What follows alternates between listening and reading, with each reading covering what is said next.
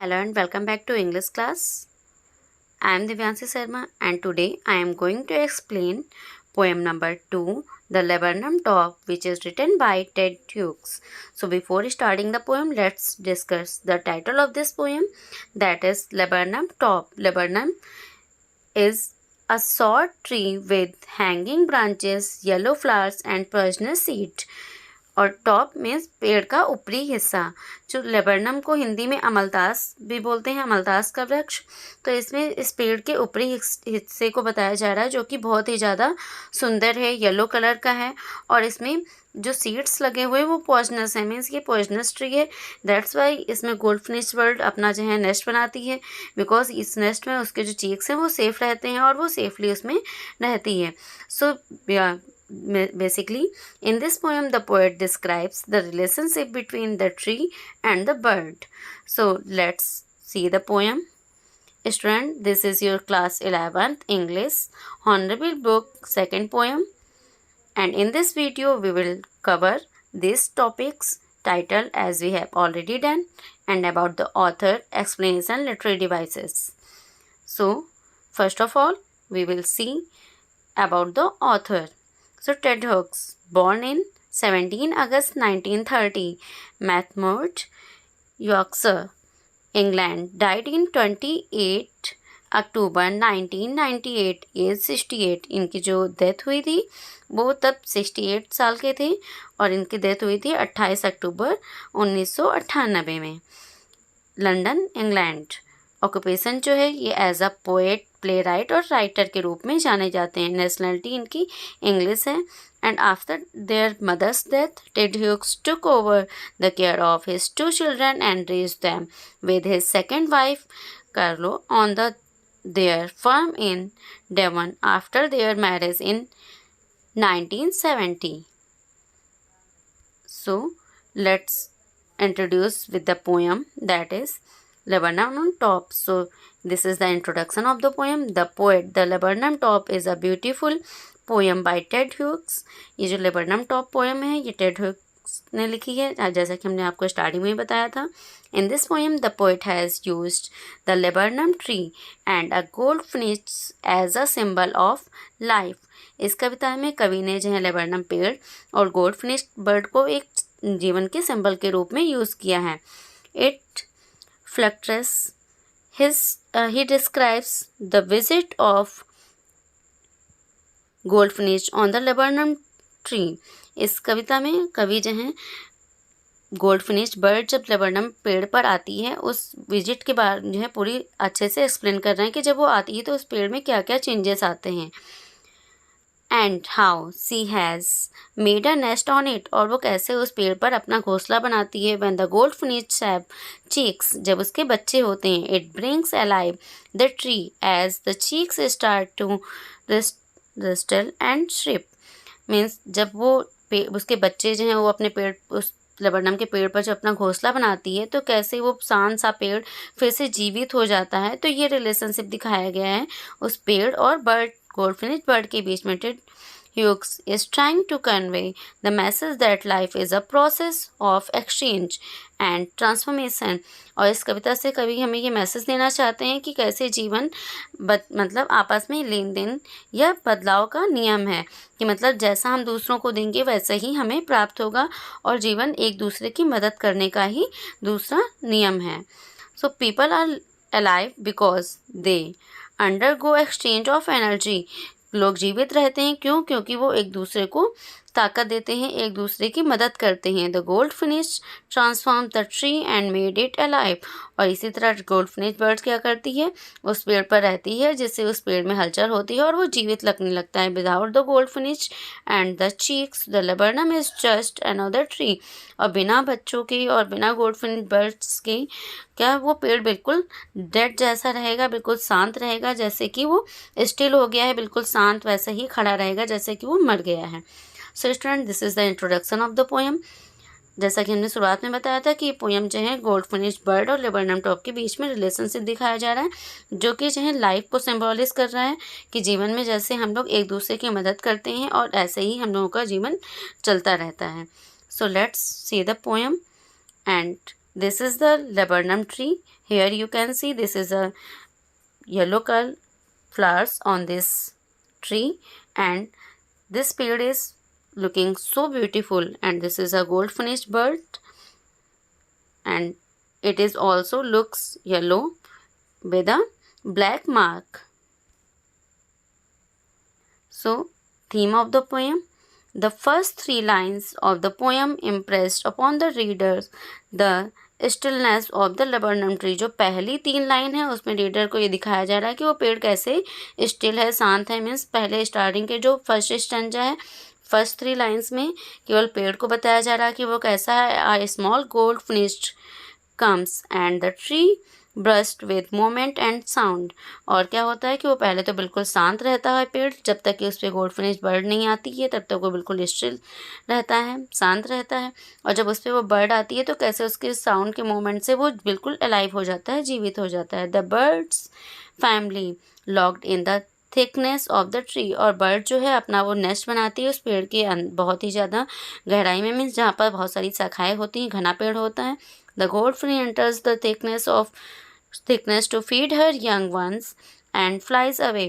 और तब gold finish अपने जो है बच्चों को फीड कराने के लिए उस पेड़ की थिकनेस में जाती है जहाँ पर उसका नेस्ट बना होता है, और वह वापस वो फिर से उड़ के वहाँ से चली जाती है। तो ये थीम थी इस पोएम की। और लास्ट स्टेंजा में आप देखेंगे the tree becomes silent once again when the bird flies away. और जब बर्ड फिर से उस पेड़ से चली जाती है तो पेड़ फिर से अगेन वैसा ही शांत और स्टिल हो जाता है, जैसे कि वो बिल्कुल उसमें जान ही नहीं है। The poet has used imaginary of sound and moment to show the tree coming allow.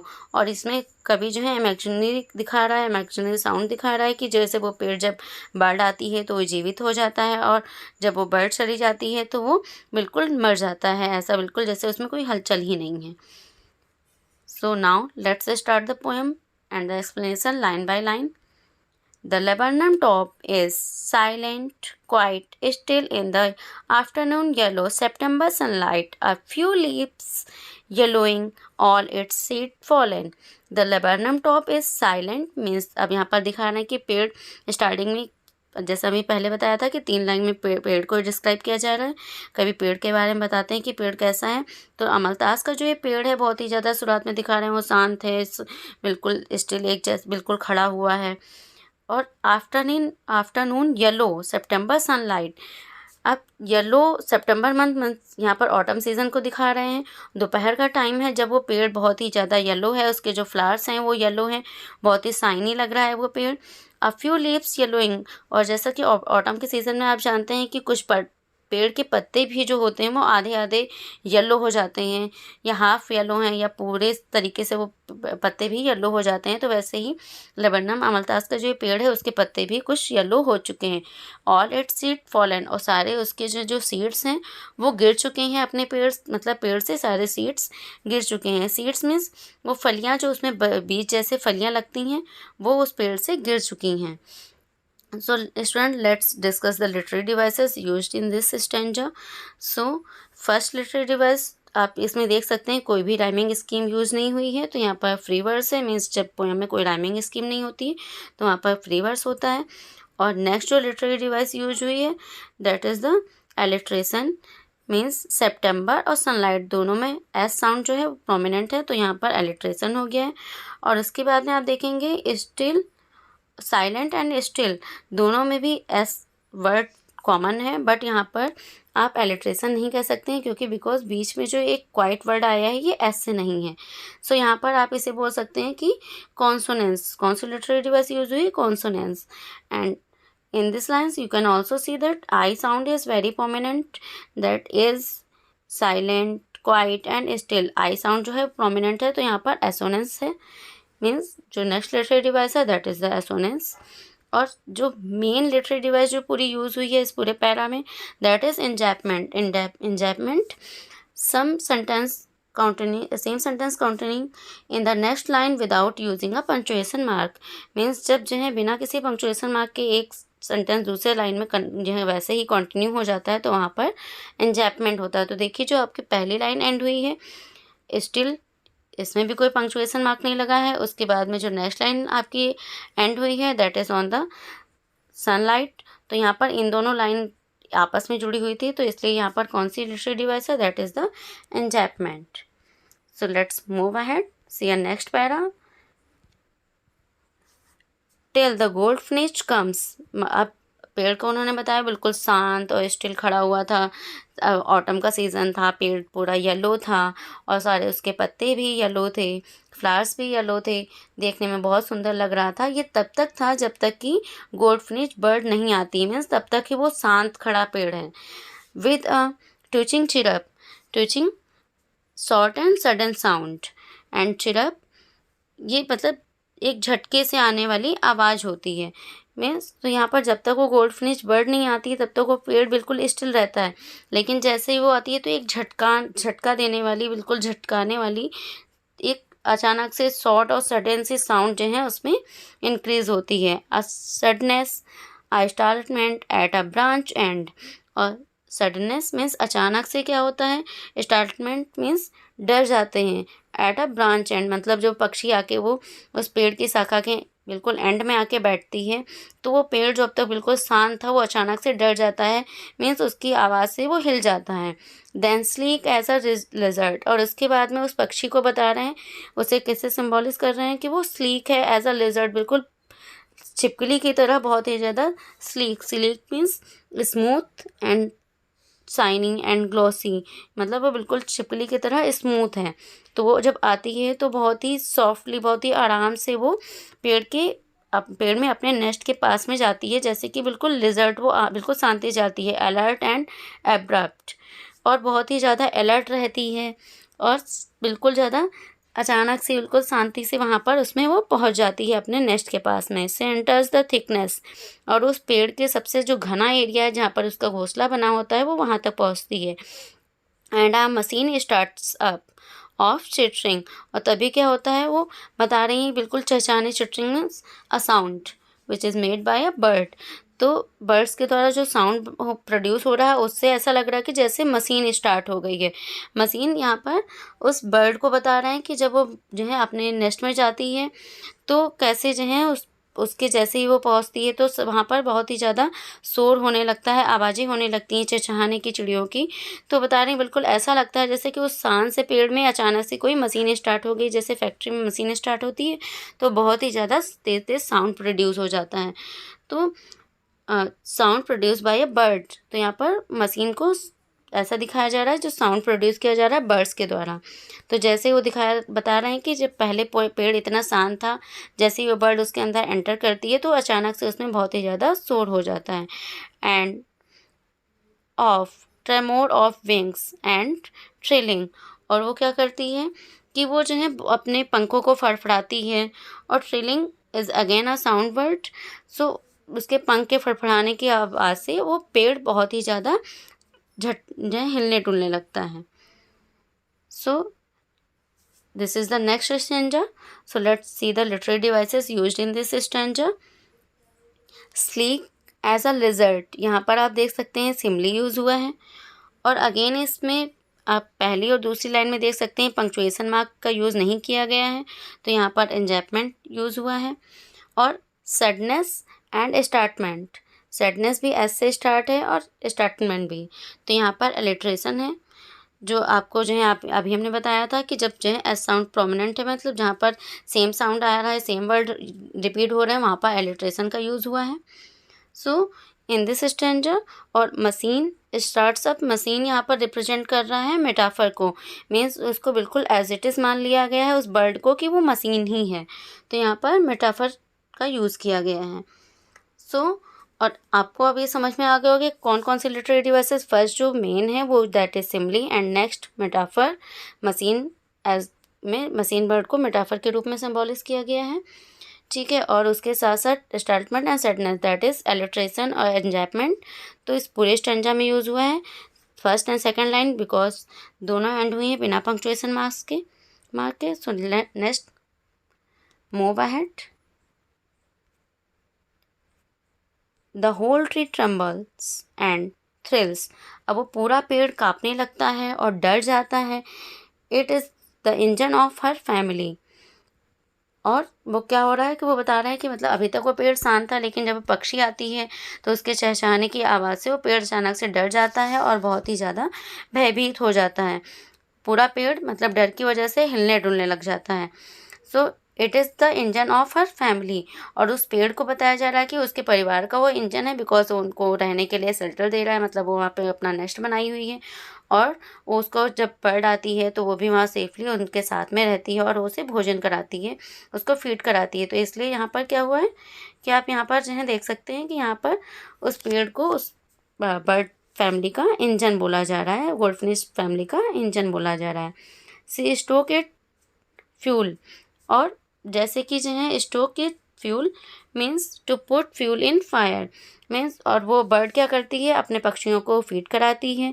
Then floods out of branch end, और उसके बाद में वो उड़ के जाके ब्रांच के शाखा के अंत में फिर से बैठ जाती है। शोइंग हर पार्ट फेस आइडेंटिटी मार्क, और उसके बाद में वहाँ से उसका केवल चेहरे का वो आइडेंटिटी मार्क दिख रहा है। बिकॉज आप ये देख सकते हैं यहाँ पर ये जो पक्षी है वो पूरी येलो है, तो उस पेड़ में, वो येलो कलर के पेड़ में छुप जाती है, जैसे पता ही नहीं चलता है कि कहाँ पर वो बर्ड आके बैठी हुई है। Bart means here that is mark with set of the color of light means कल जो है एक पूरे जैसे किसी का कलर पूरा एक जैसा है, उस पर एक किसी दूसरे कलर से कोई मार्क बना दिया गया हो। तो ये पक्षी जो है येलो कलर की, उस पर ब्लैक कलर का मार्क है, तो ये उसका आइडेंटिटी मार्क है। मतलब अगर ये मार्क उसके जो है बॉडी पर ना होता तो कहीं से ये पता ही नहीं चलता कि उसमें गोल्ड फिनिश बर्ड कहाँ पर आई हुई है, उस पेड़ में गोल्ड फिनिश बर्ड कहाँ पर बैठी हुई है। So let's see the last stanza. Then with eerie delicate whistle chirp and whispering, और उसके बाद में ईरी मीन्स स्ट्रेंज, बहुत ही अजीब सी विचित्र सी आवाज़ आती है। एंड डेलिकेट मीन्स नाजुक, एंड विसल सीटी बजाना, एंड चिरप साउंड वर्ड है आपने बताया था, और विस्परिंग बिल्कुल हल्की हल्की सी आवाज़ें वो निकालती है। और उसके बाद में फिर अचानक से वैसे ही हल्की हल्की सी वो आवाज़ें निकालती है। सी लॉन्च्ड अवे, और फिर ऐसा करके वो वहाँ से उड़ जाती है। मीन्स जब वो पक्षी उड़ने वाली होती है तो आपने देखा होगा कि जैसे ही पक्षी घोंसले में आता है तो पक्षी उसके सारे जितने चीक्स हैं वो चिची चिची करने लगते हैं, और इस साउंड से क्या होता है, वो पूरा पेड़ जो है हिल जाता है, डर जाता है, ऐसा उसमें रिप्रेजेंट कर रहे हैं कि मीन्स वो अचानक से उसमें हलचल हो जाती है। उसके बाद में जब वो वहाँ से जाने लगती है तो वैसे ही फिर से साउंड प्रोड्यूस होती हैं और वो वहाँ से उड़ जाती है। लॉन्च मीन्स यहाँ पर आपने मैक्सिमम सुना होगा, लॉन्च किसी जो है मिसाइल विसाइल के लिए यूज़ किया जाता है, लेकिन यहाँ पर उस पक्षी के उड़ने के लिए बोला जा रहा है, गोल्डफिश के उड़ने के लिए। टुवर्ड्स द इन्फिनिटी, उस इन्फिनिटी मीन्स यहाँ पर उस आकाश को बताया जा रहा है। आकाश को आपने सुना होगा कि इनफाइनाइट भी बोला जाता है, तो यहाँ पर स्काई जो है वो इन्फिनाइट स्काई की तरफ वो उड़ जाती है। And the laburnum subside to empty, और वापस ये लेबरनम जो पेड़ है वो फिर से वैसे ही शांत स्टिल हो जाता है। Subside means return back to something, मीन्स वो पेड़ वापस वैसे ही बिल्कुल स्टिल शांत सा खड़ा हो जाता है कि जैसे उसमें पहले से कोई साउंड थी ही नहीं। So let's discuss the literary devices used in this stanza. So here you can see also that there is the enjambment because there is no punctuation mark continued in the next line, and the next literary device that is used in this stanza is consonants, that is whistle and whispering. So student, I hope you understand this poem very well, and in this poem you can also see that onomatopoeia is used, that is the sound producing word. So student, आपको अगर ये poem अच्छी लगी हो so please hit the like button and subscribe my channel and